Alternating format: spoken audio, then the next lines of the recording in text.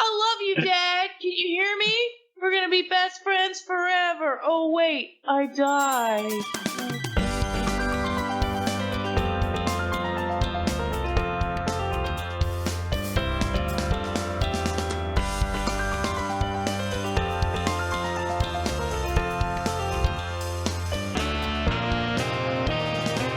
Hey, this is Dolores.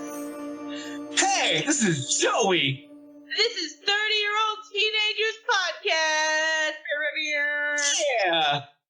We are doing episodes 9 and 10 of One Tree Hill. Because we got too drunk to do them last time. Yep. We're going to be focusing on Brooke and Lucas copulating for the first time, Jake Jagowski's secret baby reveal, and Keith and Whitey and their crazy schemes controlling the whole town.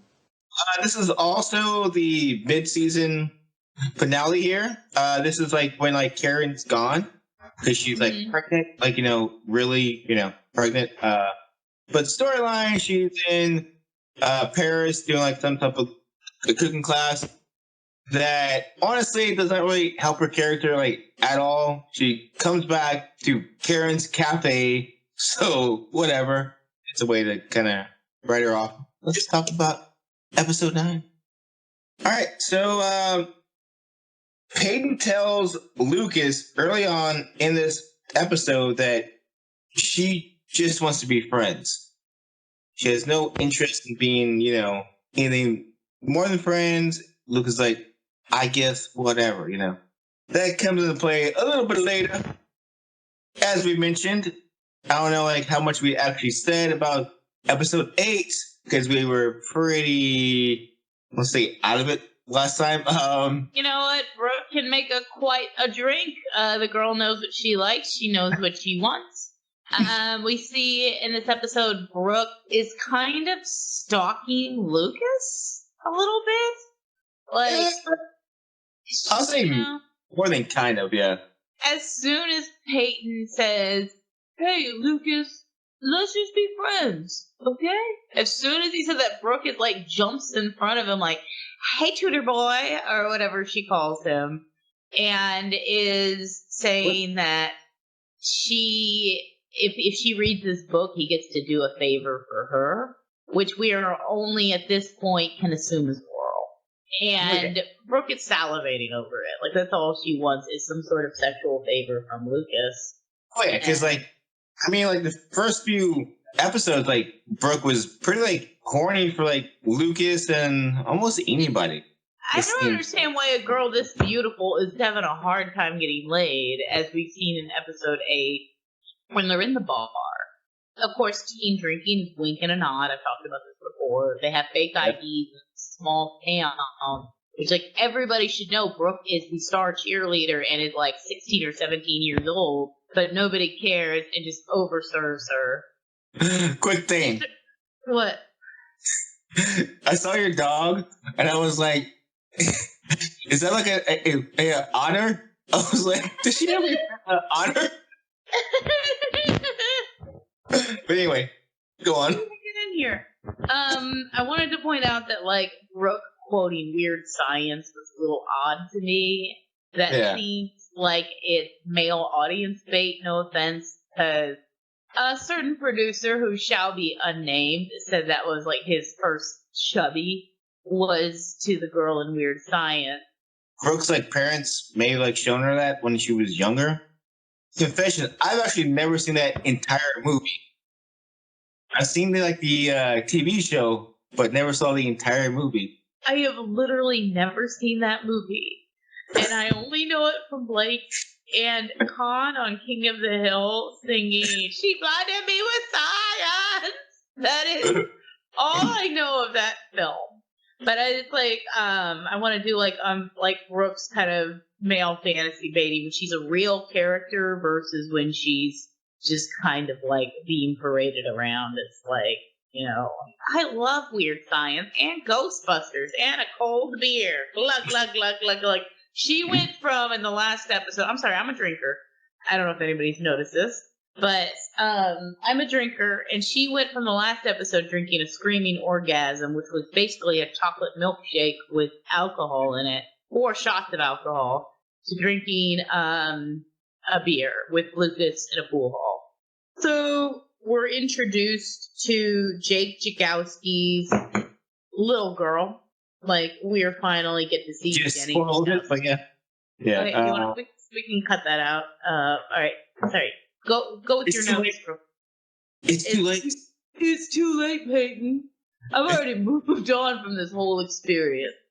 Jake, since episode 2 or 3, we've known Jake has some type of secret, and then we find out why.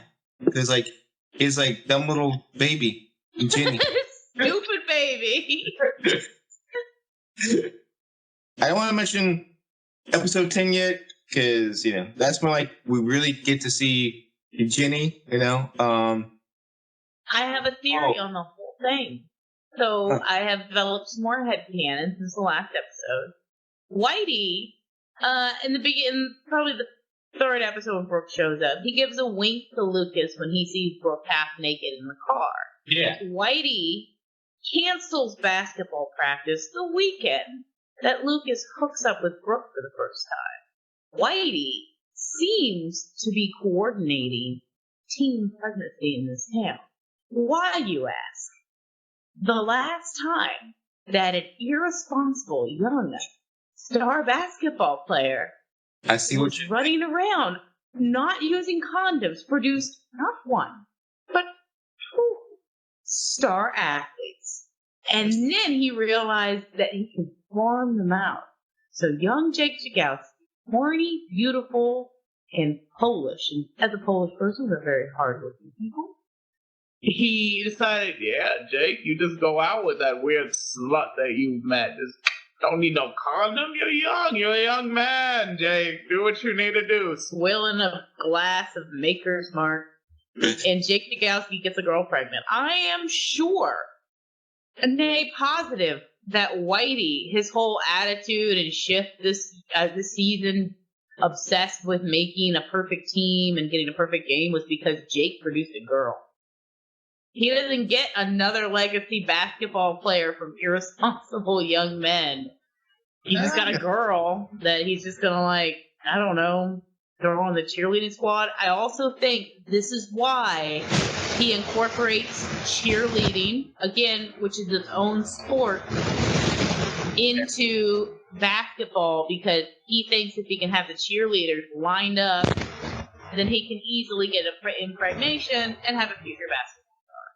So this whole thing, it's all Whitey, breeding his basketball players like the sick bastard that he is. Tree Hill is ran by Whitey in a weird way, but I was going to ask you, do we like Whitey as a character? I think we're supposed to, but he's really creepy. He seems to be just obsessed with these cheerleaders' moms. He frequently brings it up. Yeah. And at the end of episode 10, when they realize basketball's fun again, which is a great moment in the show's history. Him and Keith are sitting out there drinking mugs of liquor, and they're watching the young men from a court-ordered distance, I presume, playing basketball. Playing basketball. It was sitting in the car. I know where we can go watch basketball. This is what it's all about. Keith, and they clink coffee mugs and start masturbating. Keith, if you want as impotent as a mule's tail, then you might be able to produce me another basketball scion. But instead, I'm sitting here trying to breed Jake Jagowski with whatever I can find. So, fuck you, Keith. Why do you gotta say that? That's true, Keith. Quick thing. I cannot wait till we get to Jake's ex. She's quite the character. I can't wait to get really mad at another treatment of a single mom on this show.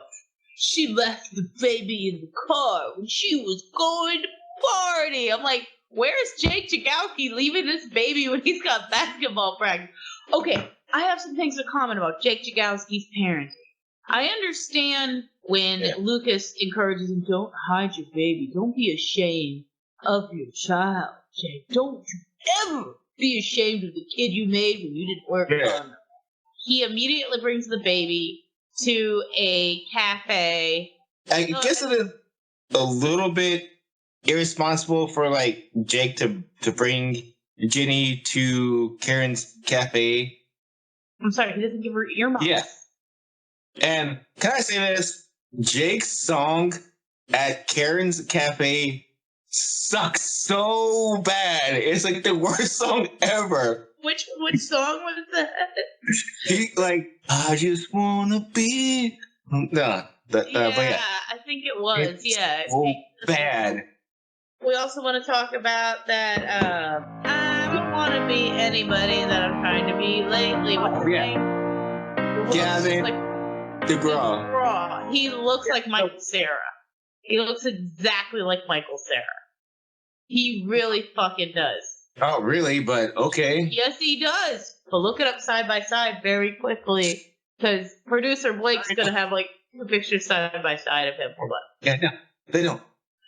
No, Jake Jagowski's parenting bugs me. He doesn't make any money, as we mentioned previously. His parents work at night, you know. He's like a high school kid, so give him a break. Give him a break, you know? I'm gonna give him a little break, but if it was a single mom character, nobody would be giving him any breaks. It would be all like, how come you're not working and playing basketball? Tell me that, Amy. That's that true. Single mom. If like Haley was a child, she was working, school, tutoring. She's like doing stuff. So yeah, it's just this hilarious thing with Jake Jagowski. What are some other notes that we have? I will say this: early on in episode 9, there's this awkward moment where like Lucas walks in to like Karen's cafe. She sees Deb working there, obviously, and like also Dan. It's like his world just got kind of flipped around. He's like, "What's going on?" Turned upside down. Yeah. Started making trouble in the neighborhood. That was like an interesting moment, you know, in the series. And the big thing about episode 9, Nathan Scott's use of PEDs. Diet pills. He's on that trim spa, baby. He's trying to get slim for the games. So Whitey be like, You get them thighs down, boy. I ain't had no fat thighs on my team in 30 years. Yeah, because like Dan Scott basically tells Nathan like he has like the all-time scoring record against the team. I forgot the team's name, whatever it was. But then he's like, you know what, Dad? I'm gonna beat your score. So he gets like his boy Tim to like hook him up with some PEDs. Takes them. let's talk about Tim in this scene. Sorry. He gives Nathan the stuff. Yeah. And he says to Nathan, better be careful. You better be careful. This stuff's some serious stuff. This stuff is trim spa, baby. Trim spa, baby. And it's gonna be wreck your shit. And then he says to him, hey, if you go breast, I'll be the first ones to see him.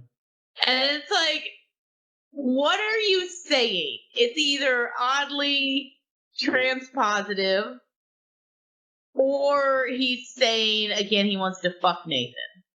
And it could be both. He's okay if Nathan grows boobs.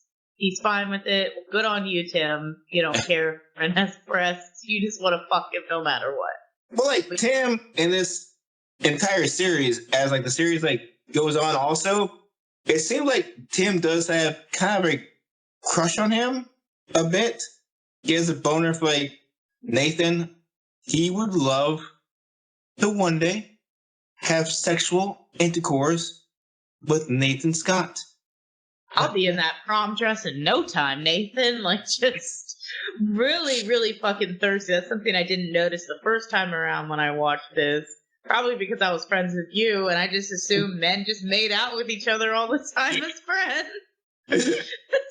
That's what we do. My coworker Dave just kissed me on the mouth. Dave was always just playing around like that. He just like to kiss other boys on the mouth. That's okay. Oh, Dave. But yeah. So when Nathan is on roids, he is not very cool. He kind of sexually assaults Haley just a little bit, but he was on the roids, and they were making out, and it's hot. And you as the viewer, it's kind of confusing. I feel like this is a theme in media, seen it in The Watchmen, where you're not supposed to enjoy what you're seeing, but they still make it overtly sexual. But at the same time, Haley was really scared, and she was like, "You better leave." And like he's like, "Why do I gotta leave? Yo, I'm all roided up, but I'm ready to fuck." And she's like, "You need to leave." And it's like, that's a scary situation because her parents aren't home, and this roided up jock could just like slam through that hymen anytime. That's true. No sense of control because it's like Donkey Kong right now. Just like, yeah, and that's the implication that it's not Nathan's fault. He's just on the diet pills that Tim gave him. But yeah, it was a pretty scary situation for Haley, and she asked him to leave, and he complies, but he's not happy about it because once again, they were talking about social studies, and she was getting a little turned on by them president heads. So, there you go. Low key, I'm going to say this. I started realize that Haley is actually not too shabby looking, you know? I usually thinking about Peyton and Sophia Bush, but, Haley's not too shabby. Haley's got huge honkers. She does. She's got huge tatas, as they would say. Her aesthetics are very pleasing. Yes. The eye. And I think that people slept on Haley, as the kids say. She wasn't prancing around like Brooke or brooding like Peyton. Haley was smart, and she had big tatas. And that is Nathan. That reminded him of good old Deb Scott. And that's why he ended up falling for Haley so quickly, But yeah, so during the away game, Nathan again is lighting up. I think he's 30 plus points during this game, but he eventually faints. The drugs took over, he faints, and he's taken to the ER. And this is kind of the breaking point between Deb and Dan. Because Deb blames Dan for forcing Nathan to take these pills. It's basically he pulled a DJ Tanner. He's been taking these pills for a couple of days. And it's DJ Tanner on the treadmill. And oh boy, and it's if you eat some spaghetti, you'll be fine, Nathan. It's I'm too fat for the pool party, Daddy. Anorexia, bulimia are serious problems, Nathan. Let's go. I know Nathan wasn't trying to lose weight, but he was basically taking diet pills, and I'll stop saying that here in a second. But yeah, I want to also point out he gets super woozy. He faints in the middle of it. This leads to everybody just kind of freaking out about their own existence.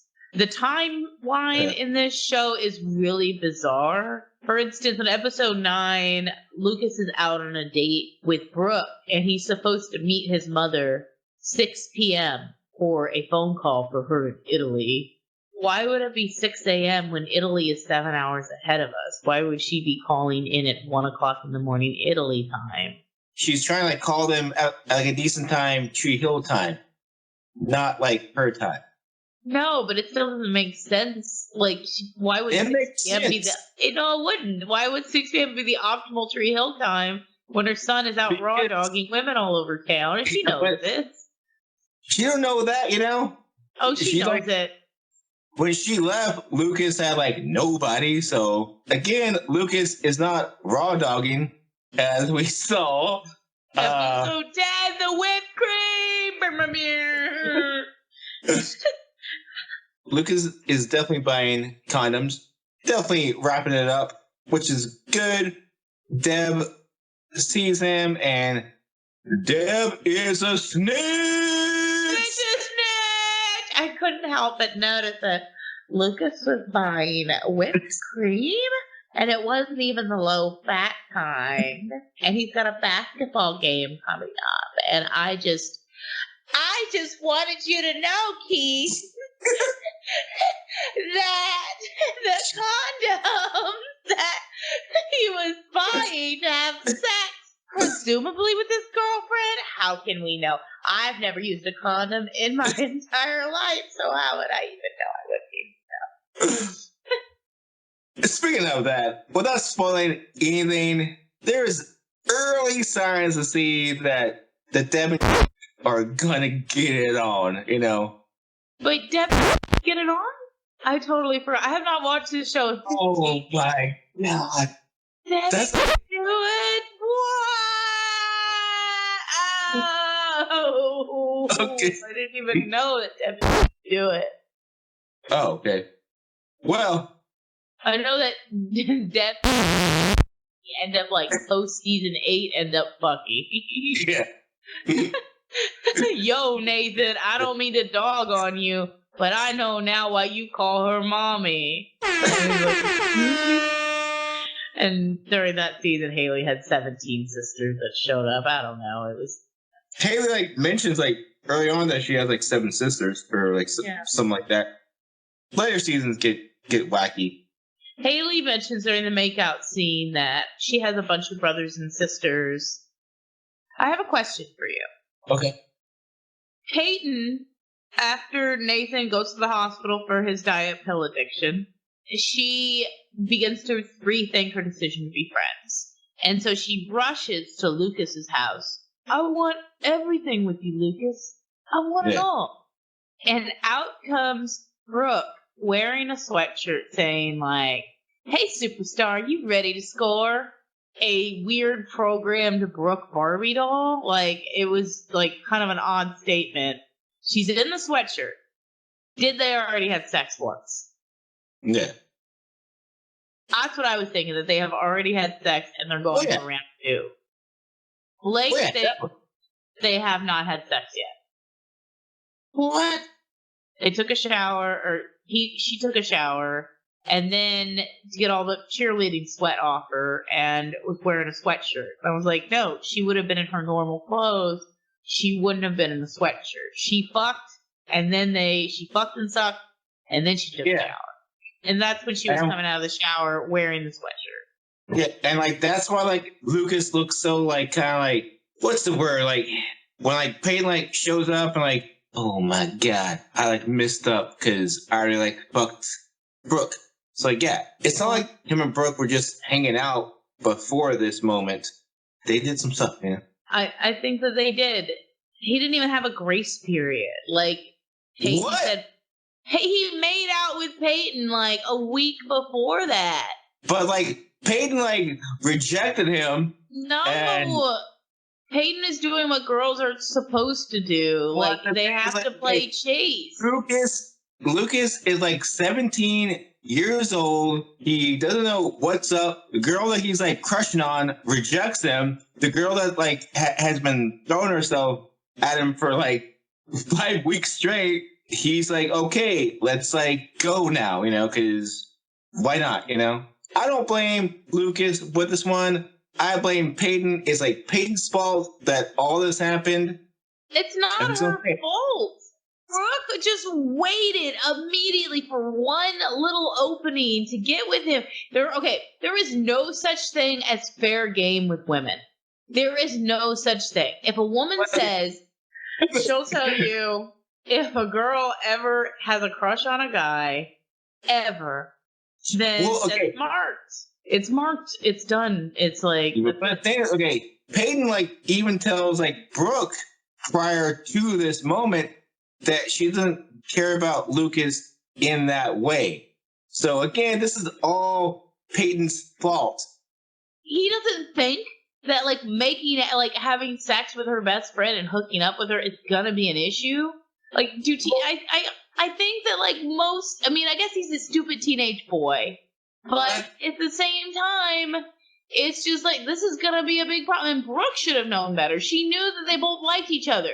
On the night of the fucking basketball dinner time theater or whatever, she was trying to make sure they didn't hook up and then demanded they kiss each other. And you could see when Peyton is at the front door in episode 9 in this weird Korean drama thing of like, whoosh, running out the door. He's like, wait, Peyton. And he's like, no.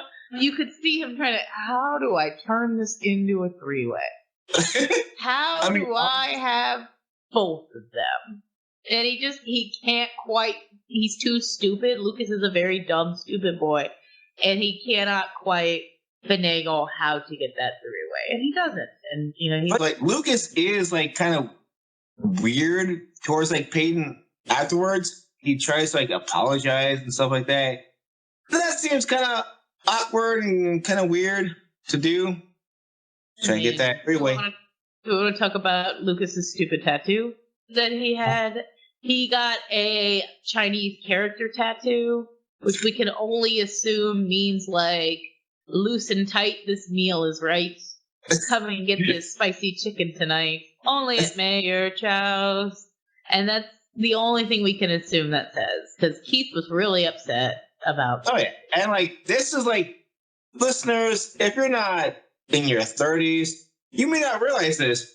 At, like, a certain time period, that was a popular thing for people to do. Get Chinese really characters. bad. It was really bad. Yeah. It was out of control. People getting like, this means like free. This means freedom. And it's like, no, it doesn't. This means September 11th. Right yeah. here. Where were you when the world stopped turning in Korean right here? And in Mandarin right here. Toby Keith, red, white, and blue. It was like the dumbest trend for like a while. It seemed like it stopped. I think it stopped. Keith was super mad about this tattoo, which is kind of fair, but at the same time, it's kind of like, here's my problem with like Keith in these episodes. Like, I get the fact that he's trying to be kind of like a father figure. He's watching over Lucas. He's trying to do what's right. But, like, he's still Keith, so he should kind of be cool, you know? Like, with the whole, like, Brooke thing, like, Keith should just be like, all right, man. You do you, you know? I think that he knows about Whitey's plan to breed out the basketball team with the cheerleaders to create superhuman hot basketball players. No, I'm sticking with this, and I think that Keith was like, Whitey is poking holes in all the condoms, Outlander. And like Children of the Corn, and like, Outlander! We have your condoms, Outlander! Outlander! And Whitey leading these boys to these beautiful, fertile women. And Deb, like, these condoms don't work, Keith. They don't work. Don't worry, Deb. I know we're only freshmen in college, but Whitey gave me these condoms. Then it doesn't work. They're invisible. And you can't feel a thing. Quick thing about episode 9. At the end of this episode, because Nathan went to the hospital because of his like drug use, Whitey decided to close off practice until further notice. Yep. I guess that's cool. It doesn't make sense that cheerleading is canceled as well. Tree Hill seems to be running on a basketball-based economy because they make a note that as soon as basketball is like grinds to a halt, Karen's Cafe sees a nosedive in sales. Like, the only thing keeping this town afloat is high school basketball. Like, that's the only industry. Maybe fishing and the auto industry. Okay. Tree Hill's major lines of revenue. The auto industry, you see Keith Scott's drive-in sex theater, whatever it is. Dan Scott's Motors, fishing, and also basketball. And like Deb was like, nobody's coming in. It's like, well, since basketball's been canceled, and it's like you're like they are on the waterfront almost. Like there should be in a good location to have people coming in and having breakfast on a Sunday morning, but as soon as basketball is like done, it's like COVID. It's like, pack it up, let's all go home, everybody. There's no sense in living anymore. That's it. Well, I related to like living in Katy, how people in Katy treat Katy football. It's ridiculous. We have these grown men who have like no like kids at the high school, but they're like talking about Katy football. Like, oh, it's like Morton Ranch versus Katy, huh? Oh, that's gonna be a good game. What's the quarterback like? Like, why are you paying attention to high school kids? You like 50-year-old guy. Like, it's weird. But anyway. You can see their dick in their shorts if you squint real hard during the game. Joseph, you can see it. I'll tell you, yes, you can. They're not so firm. Right? You ever seen a supple teenage boy sprinting across a football field there, Whitey? Yes, Keith, I know what you're saying, but there was a nod in one of the beginning episodes in One Tree Hill. The reason they don't have a football team was because of a bribery scandal. And so I think that at this point, the only sport left is basketball. And the cheerleading that's tied to basketball in a weird feudal type situation. So, talk about episode 10 a bit, even though we've kind of mentioned it. One of my favorite moments early on in this series is episode 10. As Nathan leaves the hospital, he's still kind of groggy. First person he goes to is Haley. I don't know how. Crying a little bit. But I don't know how Haley doesn't realize that he's there before. How does he get upstairs? How does he get into the house? Somehow he gets into the house without her knowing it. And they all seem to just not have locks on the doors. They just always just walk in and out of each other's houses, which becomes a plot point later on during a very certain storm that hits Tree Hill. True. I actually love this scene.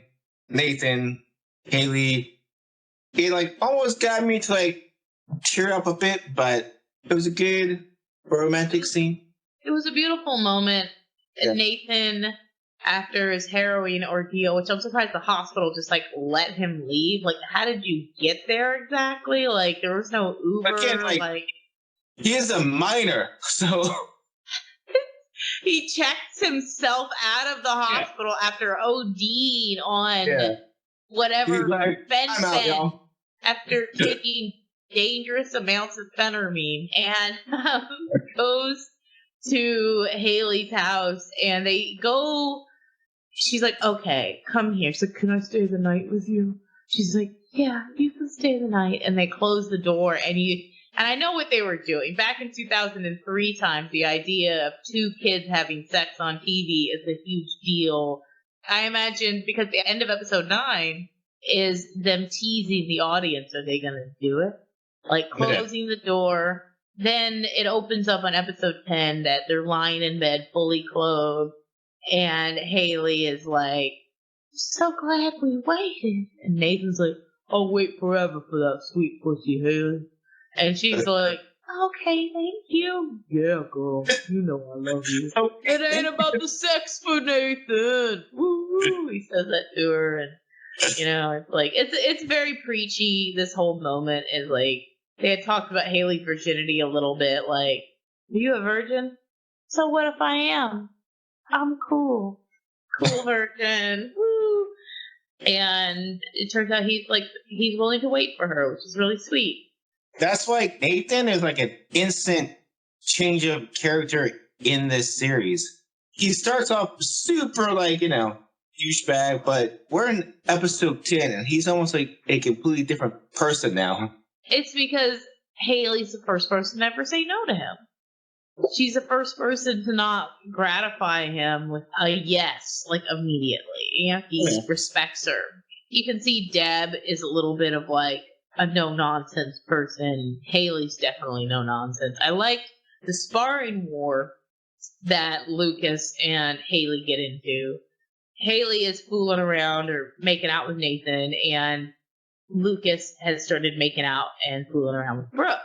And Lucas defends himself. He's like, maybe I don't want a girl with all this baggage. Maybe I want something it's not too hard. And it's like, Brooke, whom I understand, is nice and easy. And it's like, girl, you slut shame me, but that's a solid burn, though. So I want I made this mental comparison. This is like when Dylan was dealing with Brenda versus Kelly. They're kind of the same scenario, you know? Lucas with Peyton and Brooke, you know?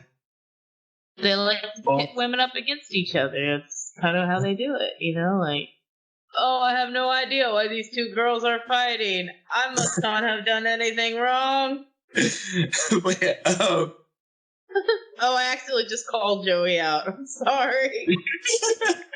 But anyway, so comparing Lucas and Haley was getting mad at him. Oh, I want to talk about when we open up on episode 10. Brooke has a special knock. Like, you don't see behind the door, but you know it's her. It's like, do-do-do-do-do, and she, waltzes in with coffee, and I love Keith's expression then. It's, judgy, but also, yes. He approves, but doesn't approve. Yeah. And Lucas tries to make himself seem deep.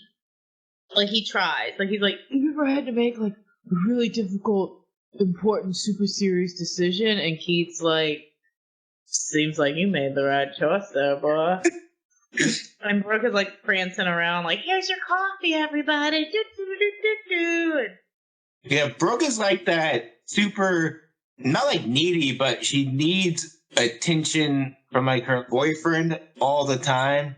So the fact that she gets coffee by Keith also is yeah, this girl's almost desperate, which makes no sense, but she is. Well, I think it's because I can't remember. I'm rewatching the show, so I can't remember too much about Brooke's dad or her mom, but it seems like neither one of them are around that much. They're not that. And so even less so than all the other negligent parents of Tree Hill, because this is a pretty negligent town. They're letting kids just be unattended, fucking in the houses and raising children, and it's pretty...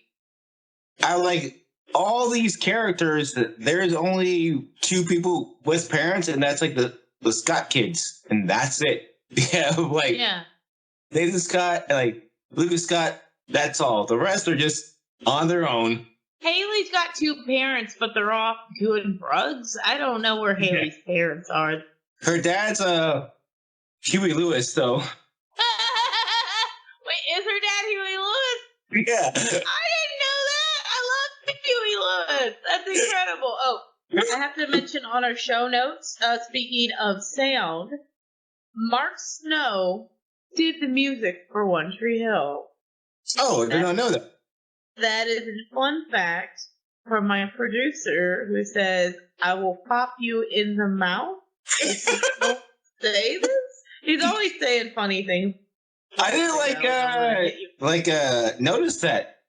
But Mark Snow's most famous for X-Files, obviously. Yes, that's a good fun fact. Yeah, he's done a lot of shows, but I didn't realize he did this one.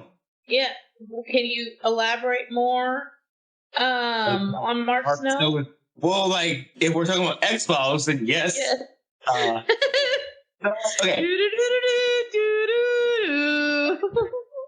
Besides that, what Mark Snow does in the actual series, music-wise, his score is so good. It's, again, if I was rating the top 3 TV show scores, X-Files is in that, and that's because of a Snow. Snow does a great job.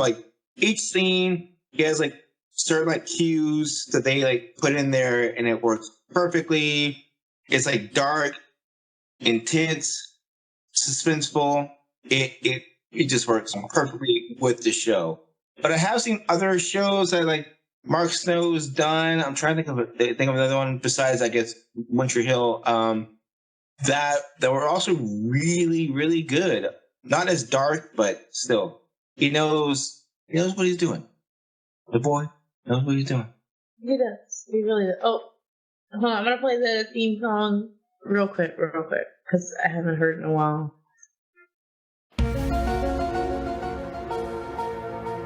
In a town called Tree Hill, a high rate of teen pregnancies is being investigated by the FBI.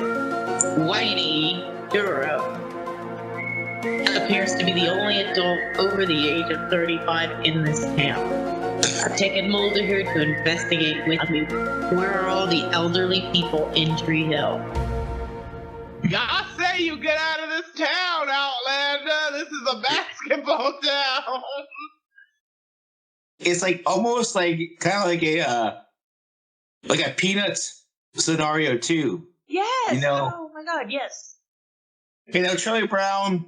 The adults are just kind of like not really like backgrounders, kind of like not even real characters. They say wah wah wah wah wah wah wah. So you have only seen the other mothers in this show once, and that's during the PTA meeting where Deb screams at them and chases them off. My boyfriend dumped me in high school for another lady, and I'm real mad about it. It's like, damn, Karen, you want to talk about it? I'm so mad. Why hate my life? My name is Karen, and I don't like this one bit. My impression of Karen. Episode 10 is like, honestly, brings us back to the series after they took like a 3-minute break. I don't think it's that exciting of a episode, honestly. It's pretty good. I have to disagree because you have some fantastic moments. So Karen's Cafe realizes they're losing money during the basketball lockout. I mean, like, we get that stupid the entire city is under siege. Like, there's no money coming in. People are dying. There's no food on the table. You even see episode 11. I know we're not talking about episode 11, but because the economy was tanked so badly by no basketball, that Peyton's father has to return from sea due to massive layoffs. And so Deb and Haley are like, how do we fix the economy, Haley? It's like, how about an open mic night? And it's like, well, that's a great idea. And you find out that Haley cannot draw at all. Yes, Super smart. She can't. So she has these stupid signs. And who is walking down the street when she's in the middle of making her son? Peyton! And so they contract Peyton, who doesn't have much going on, but she just got dumped, to go ahead and make the sign. She was like dumped, though. She got dumped a little bit. Like, it was like a little dumpy because, okay, women are taught to play hard to get. And so she was just playing hard to get. I don't blame this all like Peyton. I'm blaming it on Lucas. It's Lucas's fault. It is Peyton's fault, but no. When Haley tried to say to Nathan, "This won't work. This won't do. I can't," he grabs Haley and kisses her, and then dare you to move, dare you to leave, and hold on, starts playing. He mitigates the whole "I want to be friends" by kissing her. And music playing and everything happening. When Peyton says, "Does the same move to Lucas," I'm just not ready to be friends with. No, okay. He didn't. It's fight not the for same her. thing. It's not the same because like they were like making out like super heavy. They were about like getting on, and then like Lucas gets like super weird, and then Peyton's like, "Peace out, bro." You know, it's not. The same thing happened with Nathan and Haley because they were making up super hard. And she said, "I want you to leave." And then the next day, she says, like Peyton said to Lucas, "I just want to be friends. Get away." And he's like, "Come here, girl. Let me kiss away your pain." And she's like, "Oh, kiss away my pain, Nathan." And he's like, "Girl, yeah." It's different. No. And then when Peyton says, "Maybe someone can kiss away my pain," and Lucas is all like, "Whatever, peace out, girl. Your friend's right behind you. Move!" There are slutty friends right there. I'll just go to her. No, Nathan understood the language that women speak. We're unsure. All you got to do is grab and kiss us. That's all men have to do. And Luke's like, duh, I'll just fuck your friend right there. I don't need to fuck you. I got your friend over here. Again, I'll always say this. It's Peyton's fault. Lucas's fault. It's okay. That's okay. It's Peyton's fault. Any man in this world should know that when a woman is just like not that sure, that he's just gotta like use his words. And Lucas, who acts like he's such a wordsmith, a group of owls is a parliament, then he should have been able to conjugate what Peyton was really saying. One time, Worthing said something about something about someone. It's ridiculous. A great man said, Wertherm's Originals has that feeling that you never will forget. When someone special says to you, you're someone very special too. And then my grandfather handed me a hard candy.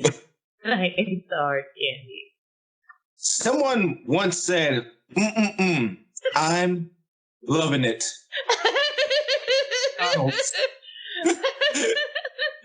But somebody once said, get me a fourth meal. Give me a fourth meal.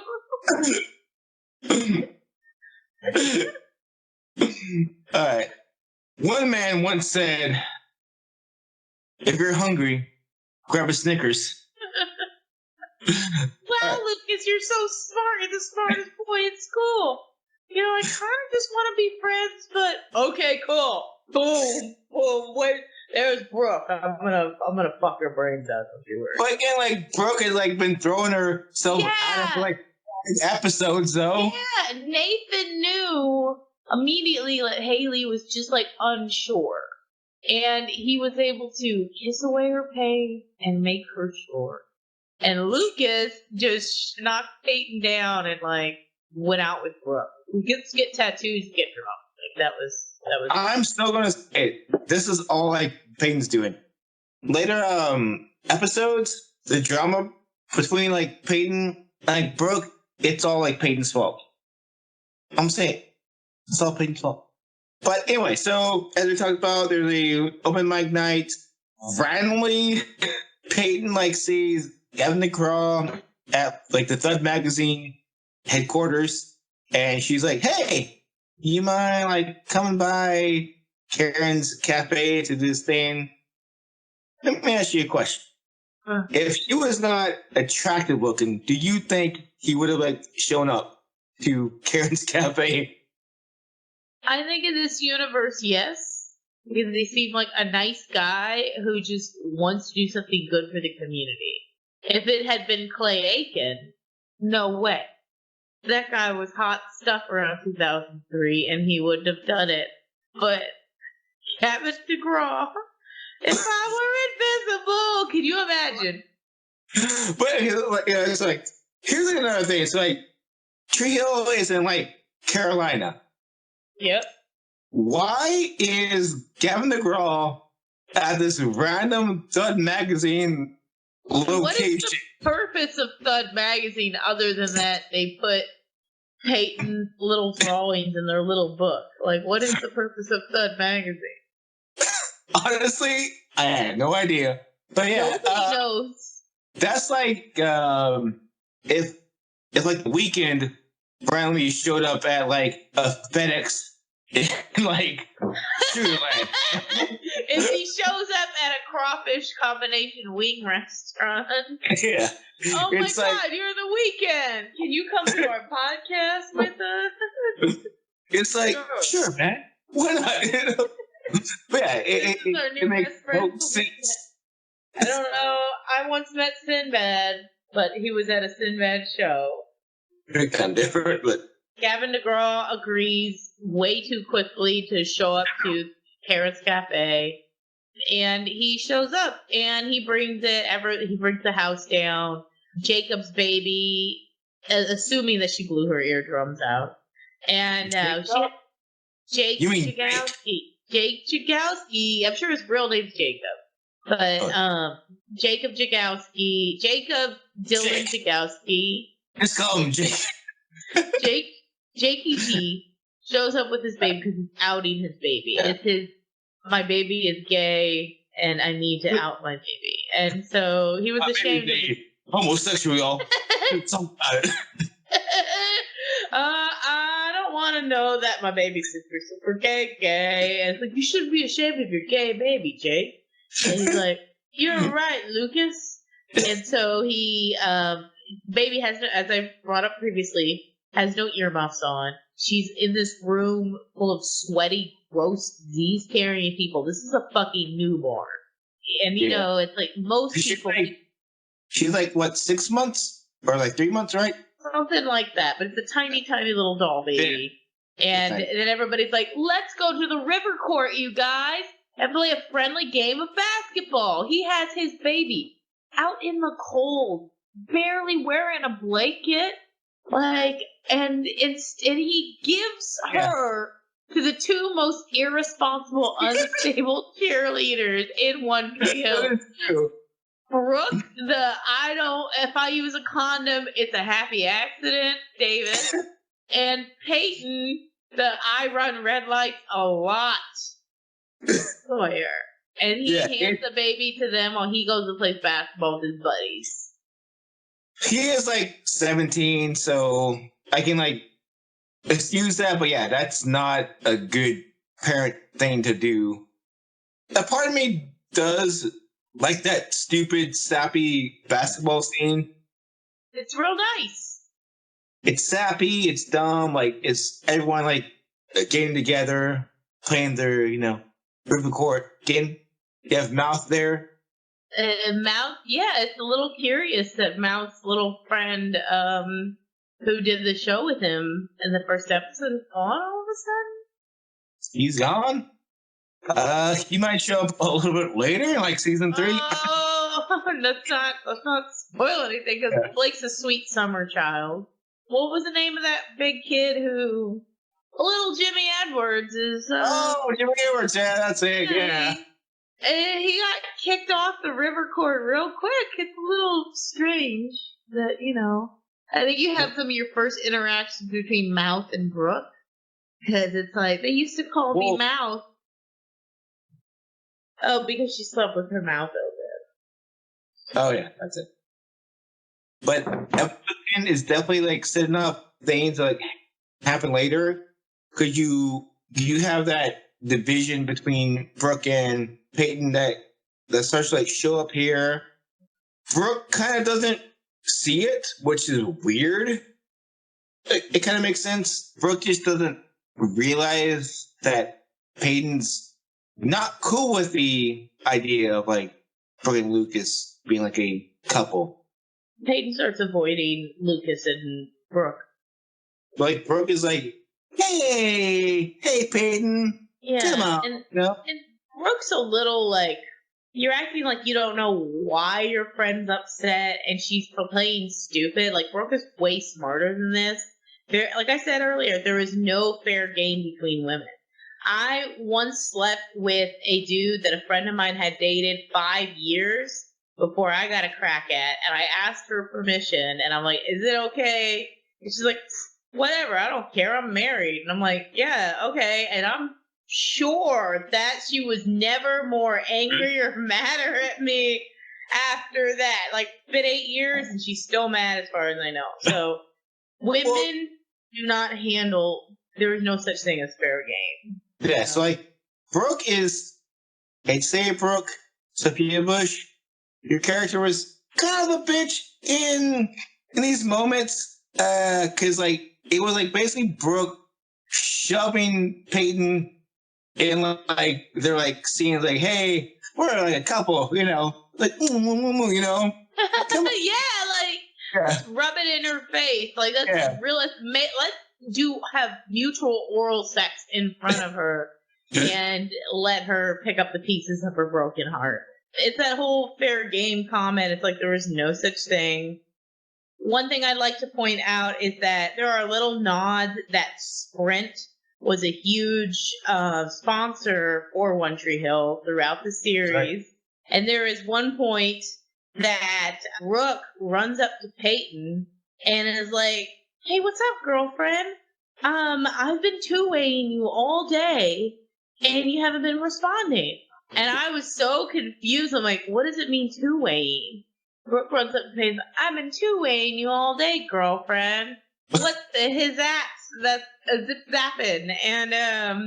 And two-waying was a thing on Motorola phones where you could walkie-talkie to somebody, which seems like a stupid feature for a phone, because who cares about walkie-talkie when you have a cell phone that you can beep, boop, boop, boop. Even like back in the day with like the walkie-talkie like two-way feature, I thought that was dumb, like back in the day. That was my very last non-smartphone, was a phone that Sprint gave me after all my phones had broken, and they were like, "We can't give you that phone anymore. Take this, you dumb piece of shit." And they gave me some piece of shit Motorola Samsung hybrid bullshit that one day just stopped texting or calling, and they're like, "Oh yeah, we took that off our market, so you can't text or call anymore, but you got that walkie-talkie on there." Weird. So they were like, "Here, take this smartphone," and I was like, "I guess this is my life." Okay, so one thing I want to put out, the timeline is completely fucked up. So Lucas sleeps with Brooke. Keith has given his little nod of approval, wink, wink. And everybody's going to basketball practice, but when they go to there and everything's locked out, it seems like it's a school day, but it's supposed to be a Saturday, and it makes no sense what timeline these kids are living on. So I know like most high schools, they do have practices on like Saturdays also, so that makes sense. I think it's Saturday, but it seemed like it also might be a school day because they go to school the next day, and it's like, what time are they? Maybe it's like a Sunday then. I know like high school kids go on like Saturdays, like Sundays like practice, so that kind of makes sense. Not to debunk your theory, but. And I want to talk about that. Keith and Whitey are hanging out on Whitey's porch. It's 6:00 in the afternoon. They're getting drunk again. When I saw that scene, it reminded me of Pet Sematary. Don't go down that road, Keith. You'll find all those cheerleaders' bones up there. Want some beers, though? Better go down that road.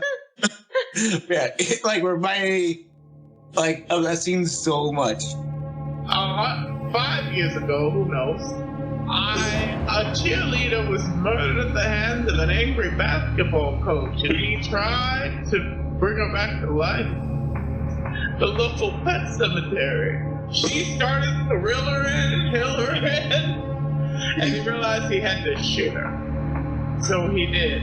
So what I'm saying, Keith, is that you shouldn't bury any dead people up at the pet cemetery. Even if Karen dies, you shouldn't try to bury her.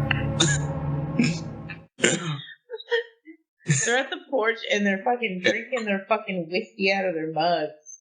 And he's giving Keith, like, terrible advice. Each man has got to find his own way to the liquor store. Hope that the debit card goes through. Stumble on the way home and pass out watching Melrose Place. Here's my thing with like Dan. Like Dan's kind of right. Whitey is not good at advice, like at all. I'm kind of on Dan's side here, but Whitey's a terrible person. Like he is basically saying, like, perhaps it is my coaching that has also led possibly to these pressures. I don't understand how I, Whitey, and my basketball coaching could ever contribute. But perhaps it does. It took you 30 years to realize that putting this massive pressure on these young men is going to cause them to lapse into drug abuse and teen pregnancy. And he's just sitting there like, And then at the end of episode 10, they just clink mugs and they're all like, looks like the day is saved forever. We don't need to worry about this ever again. Plus the fact that Whitey's been there for like 30 years, right? Yeah. So as a basketball coach, if any high school coach, if you're like actually good, you would be like moved up to like college or like maybe NBA level eventually. The fact that Whitey is still at high school level means he's not that good. Actually, Joseph, Okay. I want to point out that Whitey has said that I've gotten offers from colleges and He says that, but I imagine a college wouldn't accept him with all of his abuses that he does. So Whitey is, he's not the best person ever. Dan Scott probably wouldn't have been that bad of a guy if he didn't have Royal Scott and Whitey like in his ear. That's what I was saying. Like, I'm on like Dan Scott's side a bit because like Dan does blame a lot of stuff on like Whitey, which is fair. And if Dan Scott did not get that injury in like college, it would have been different if he made a NBA career. Dan Scott never got to that point, and he takes that on Nathan every chance he can because he had that same pressure put on him. How do we wrap up these episodes? I don't know. Let's do the ending, I guess. Wait, Intro did we agree Lucas lost virginity to Brooke? I think so, yeah. Okay. Thanks for listening. You can find us at 30-Year-Old Teenagers on Instagram and on Facebook.